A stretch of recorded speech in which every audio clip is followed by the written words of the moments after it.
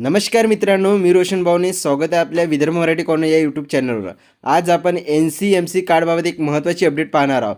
23 February 2026 रोजी MSRTC कडून एक अधिकृत पत्र जाहीर करण्यात आलं आहे आणि आज मी जे काही सांगणार आहे ते पूर्णपणे त्या पत्रावर आधारित असणार आहे। काही याच्यामध्ये अतिशयोक्ती किंवा फेक न्यूज नसणार नाही। जे काही अधिकृत पत्र आहे त्यावर आधारित आपल्याला या व्हिडिओमध्ये माहिती बघायची आहे। सर्वप्रथम एक गोष्ट स्पष्ट करतो की जे काही सोशल मीडियावर वेगवेगळ्या अफवा पसरत आहे, आपण अंदाज लावणार नाही आहे, त्या अफवावर विश्वास ठेवायचा नाही आहे। इथे जे काही आपण माहिती बघणार आहोत ते अधिकृत पत्रामध्ये जे काही माहिती देण्यात आलेली आहे त्याबद्दलच आपण डिटेलमध्ये माहिती यामध्ये बघणार आहोत। तसेच मित्रांनो, आधी आपण जे काही 2 व्हिडिओ घेतलेले आहे त्या व्हिडिओमध्ये आपण NCMC कार्ड म्हणजे काय हे पाहिलं होतं। पण आजचा मुद्दा हा पूर्णपणे वेगळा आहे। आज आपण पाहणार आहोत की या नवीन पत्रात नेमकं काय देण्यात आलं आहे आणि त्याचा परिणाम कोणत्या घटकावर होणार आहे, कोणत्या वर्गावर होणार आहे ते आपण या व्हिडिओमध्ये सविस्तरपणे जाणून घेणार आहोत। हे बघा मित्रांनो, MSRTC कडून हे पत्र 23 तारखेला प्रसिद्ध करण्यात आलेलं आहे। या पत्रामध्ये जे काही नवीन माहिती देण्यात आली आहे तेच आपण या व्हिडिओमध्ये आता पॉईंट टू पॉईंट बघणार आहोत। इथे साईडला तुम्हाला एक फोटो दिसत असेल, इथे कार्डची नोंदणी सुरू झालेली आहे आणि कार्डचं वाटपसुद्धा सुरू झालेलं आहे। हा फोटो चंद्रपूर डेपोचा आहे, तसेच तुमच्या जिल्ह्यातसुद्धा ते सुरू झालेलं असेल। नेमकं त्याच्याबद्दल काय माहिती देण्यात आलेली आहे आणि व्हिडिओच्या शेवटी तुम्हाला नेमकी त्याची प्रोसेस काय आहे आणि कधीपासून पूर्ण जिल्ह्यामध्ये लागू होणार आहे त्या व्हिडिओच्या शेवटी तुम्हाला संपूर्ण माहिती मिळणार आहे। त्यासाठी मित्रांनो, व्हिडिओ जो तो शेवटपर्यंत तुम्हाला बघावं लागेल, तेव्हाच तुम्हाला याबद्दल सविस्तर माहिती समजणार आहे। चला तर मित्रांनो, बघूया नेमकं या पत्रामध्ये सविस्तर काय देण्यात आलेलं आहे, point two point A to Z। तर मित्रांनो, पत्रानुसार राज्यभर नोंदणी प्रक्रिया सुरू करण्याच्या सूचना देण्यात आल्या। सर्वात प्रथम त्या पत्रामध्ये हे माहिती आहे की राज्यभर आता या पत्राद्वारे जे काही जाहीर करण्यात आलं आहे की नोंदणी प्रक्रिया सुरू करण्याच्या सूचना सर्व ST डेपोला देण्यात आलेल्या आहे। त्याचा अर्थ नेमका काय, तर जे काही विभागीय पातळीवर अंमलबजावणी आता सुरू झालेली आहे, ही फक्त चर्चा नाही आहे, तर आता प्रत्यक्ष काम सुरू करण्याचा आदेश हा या पत्राच्या माध्यमातून जारी करण्यात आलेला आहे। म्हणजे तुम्हाला आता असं म्हणता येईल की तुम्ही जे काही अगोदर तुम्हाला प्रश्न होते, आमच्या डेपोत सुरू झालं नाही, सर्वांची कमेंट होत्या की आमच्या डेपोत कधी सुरू होईल, आमच्या जिल्ह्यात कधी सुरू होईल, त्याच्या चिंता आता तुम्हाला, त्याची शंका तुमची आहे पूर्णपणे निघून जाणार आहे। आता लवकरच तुमच्या डेपोमध्ये याची सुरुवात, नोंदणी प्रक्रिया सुरू होणार आहे। तसेच या पत्रात विशेषतः सवलतधारकाचा उल्लेख आहे। होय मित्रांनो, या पत्रामध्ये जे काही नवीन पत्र जाहीर करण्यात, यामध्ये विशेषतः जे काही सवलतधारक आहे यांच्याबद्दलच यामध्ये उल्लेख दिलेला आहे। यामध्ये प्रामुख्याने जे काही विद्यार्थी आहे, ज्येष्ठ नागरिक आहे, महिला सवलत योजनेचे लाभार्थी आहे, तसेच दिव्यांग प्रवासी आहे, यांच्याशी संबंधितच सर्व माहिती यामध्ये देण्यात आलेलं आहे। तसेच जे काही सर्वसामान्य प्रवासी आहे यांच्यासाठी तातडीने बदल जाहीर केलेला नाही आहे। म्हणजे आत्ताचे जे काही हे NCMC कार्ड आहे फक्त जे काही सवलतधारक आहे यांच्यासाठीच आदेश जाहीर केलेला आहे आणि यांनाच आता सध्या तरी हे कार्ड लागू आहे। जे काही सर्वसामान्य प्रवासी आहे यांच्यासाठी अजूनपर्यंत तरी आदेश यामध्ये देण्यात आलेला नाही आहे। म्हणजे तुम्ही कोणतेही पॅनिक होण्याची गरज नाही।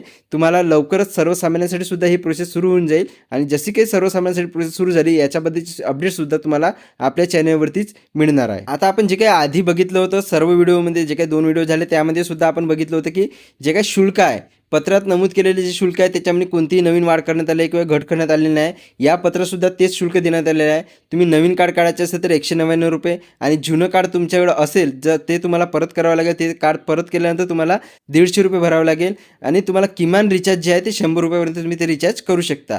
तुम्ही ते रिचार्ज 50च्या पटीत कितीही करू शकता, परंतु कमीत कमी 100 रुपये तुम्हाला करावे लागणार आहे। ते डिपेंड आहे तुम्हाला प्रवास खर्च किती आहे तुमचा डेलीचा किंवा महिन्याचा, त्यानुसार तुम्हाला ते रिचार्ज करावे लागणार आहे। तसेच हे कार्ड जे काही एकदाची फी आहे ते गरजेनुसार तुम्हाला रिचार्ज करता येणार आहे। म्हणजे हे जे काही फी आहे फक्त हे एकदाची फी आहे, तुम्हाला आधी सांगितलं होतं।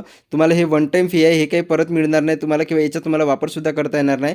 तुम्हाला या कार्डचा वापर करण्यासाठी वेगळं रिचार्ज करावंच लागणार आहे। तसेच मित्रांनो, या नवीन पत्रामध्ये जे काही महत्त्वाचा पॉईंट आहे तो म्हणजे तो कोणता, की जे काही पत्रात भविष्यात सवलतींसाठी कार्ड प्रणाली लागू होण्याच्या सूचना सूचित केलेली आहे। म्हणजे भविष्यामध्ये जे काही हे कार्ड प्रणाली आहे ते लागू परमनंटली म्हणजे पूर्ण सर्वांना लागू होण्याची शक्यता यामध्ये सूचित केलेली आहे। म्हणजे याचा अर्थ असा म्हणता येईल की सध्या सर्वांसाठी लगेच बंधनकारक नाही आहे, सध्या तर हे सवलतीधारकासाठीच आहे, परंतु असा आदेश नाही की सर्वांसाठी हा लागू होणार नाही किंवा लागू झालेला आहे, परंतु सर्वांसाठी हा भविष्यामध्ये लागू होऊ शकतो। म्हणून तुम्ही आता तरी सध्या कोणत्याही अफवावर विश्वास ठेवू नका। आपल्या चॅनलवरती अधिकृत माहिती दिली जाते। जसं काही नवीन सर्क्युलर जर प्रसिद्ध झालं त्याबद्दलचे अपडेट तुम्हाला आपल्या व्हिडिओवरती मिळणारच आहे।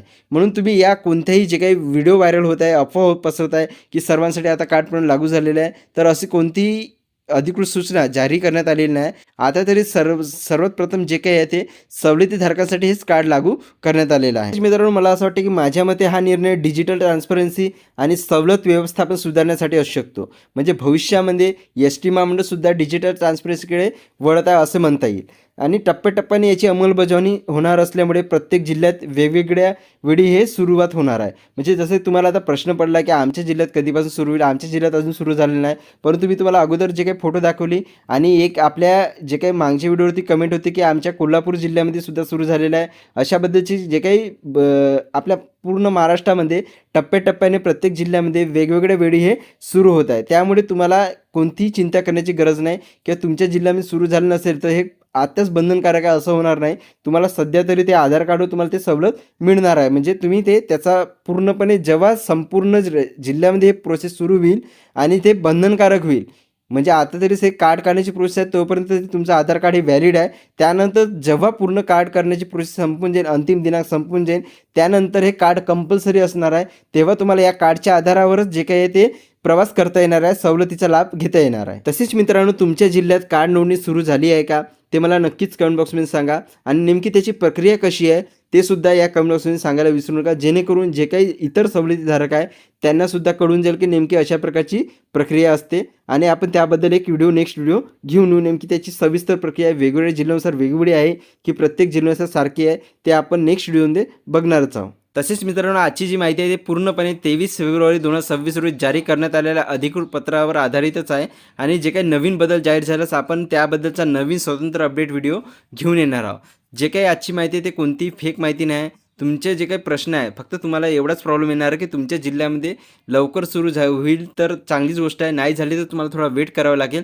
तरीसुद्धा तुमची सवलत पूर्णपणे बंद होणार नाही. तुमची सवलत जोपर्यंत कार्ड हे कंपल्सरी पूर्णपणे महाराष्ट्रात सर्वांची निघणार नाही तोपर्यंत तुमची सवलत हे चालूच राहणार. जसं मी आता आधी सांगितल्याप्रमाणे, म्हणजेच जोपर्यंत अंतिम दिनांक संपत नाही तारीख म्हणजे कार्ड काढण्याची, तोपर्यंत तर तुम्हाला ते त्यांना गव्हर्नमेंटना ते द्यावंच लागेल. मला असं वाटतं की त्याप्रमाणेच हे प्रक्रिया होणार आहे. याच्या व्यतिरिक्त कोणताही यामध्ये बदल करता येणार नाही त्यांना. तसेच तुम्हाला जर काही आणखी प्रश्न असल्यास तुम्ही नक्कीच मला कमेंट बॉक्समध्ये विचारू शकता. जर जे काही प्रश्न असेल त्याचा मी पूर्णपणे सविस्तरपणे उत्तर देण्याचा प्रयत्न करेल.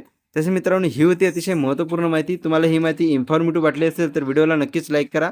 तसेच तुम्ही जर चॅनलवरती पहिल्यांदा आला असाल तर चॅनलला सबस्क्राईब करून बेल आयकॉनला क्लिक करून ठेवा, जेणेकरून अशाच महत्त्वाच्या माहितीचे अपडेट तुम्हाला व्हिडिओवरती मिळत राहतील. तसे मित्रांनो, जे आपले इतर बांधवांपर्यंत हा व्हिडिओ शेअर करायला सुद्धा विसरू नका, जेणेकरून त्यांनासुद्धा या नवीन पत्राबद्दल, अधिकृत माहितीबद्दल, नवीन अपडेटबद्दल सविस्तर माहिती समजून जाईल. चला तर मित्रांनो, भेटूया अशाच एका नवीन माहितीसह नवीन व्हिडिओमध्ये. तोपर्यंत धन्यवाद. जय हिंद, जय महाराष्ट्र.